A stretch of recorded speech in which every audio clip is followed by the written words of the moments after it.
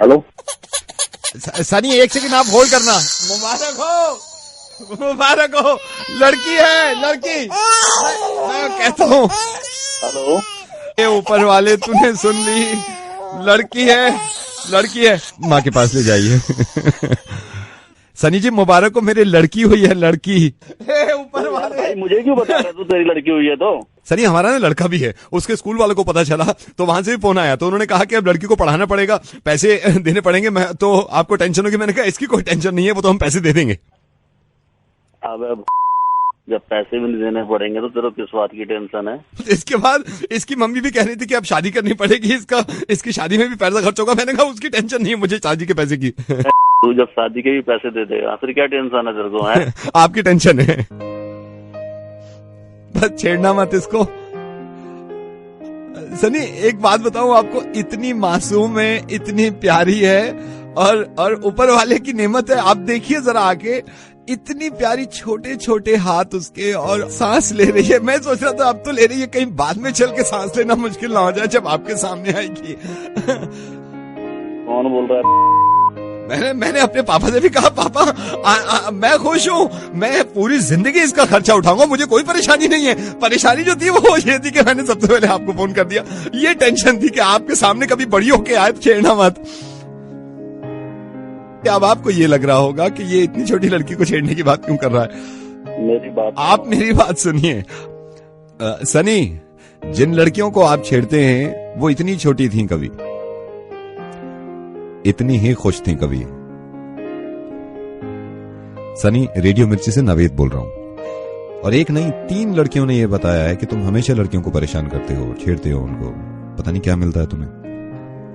अब मैं सोच रहा हूं कि जब आपकी लड़की होगी तो मेरे पास पूरी लिस्ट है, जब आपकी लड़की हो और बहुत छोटी हो तो पहले से ही उनको बोल दीजिएगा कि प्लीज, अभी से रिक्वेस्ट करेंगे ना आप, उनके हाथ पैर जोड़ेंगे, रोएंगे, तो हो सकता है वो 15 साल के बाद उनको ना छेड़ें, तो आपकी भी जिंदगी सुकून से हो जाएगी कि चलो जरा इत्मीनान से मेरी लड़की रह रही है।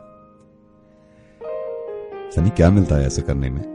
मुझे लग रहा है कि शायद तुम्हारा बदलना मुश्किल है। तुम कहो तो मैं इसका गला घुट दूं, है ना, क्योंकि एक बार घुटना ज्यादा आसान है। वो अगर बार बार घुटेगी और बार बार उसको ये खौफ होगा कि अब छेड़ा तुमने और जब छेड़ा तुमने और जिंदगी आजाब बन गई, तो ज्यादा मुश्किल है ना। इस तरह मत किया करो। और हाँ, सैटरडे को रक्षाबंधन है, तुम्हारी बहन ने शायद तुम्हारे लिए राखी लेके रख रखी होगी, मत बंधवाना, क्योंकि अगर तुम बंधवाओगे अपनी कलाई पे तो 1 नंबर का ढोंग होगा वो, 1 नंबर का दिखावा होगा वो। क्योंकि अगर तुम अपनी बहन से राखी बंधवाते हो और दूसरे की बहनों को छेड़ते हो, किसी दूसरी लड़की को छेड़ते हो, तो तुम्हारे दिल में हमदर्दी है ही नहीं लड़कियों के लिए। मत बंधवाना उससे राखी, क्योंकि उसे मालूम ही नहीं है कि वो किस इंसान की राखी बांध रही है। नावेद जी। सनी, ऐसे एक बात बताओ, घर जाके कहते हो, तुम बताते हो अपने माँ बाप से कि आज 3 लड़कियों को छेड़ा है, और वो तुम्हें शाबाशी देते होंगे कि शाबाश बेटा और नाम रोशन कर? बताया कभी उनको?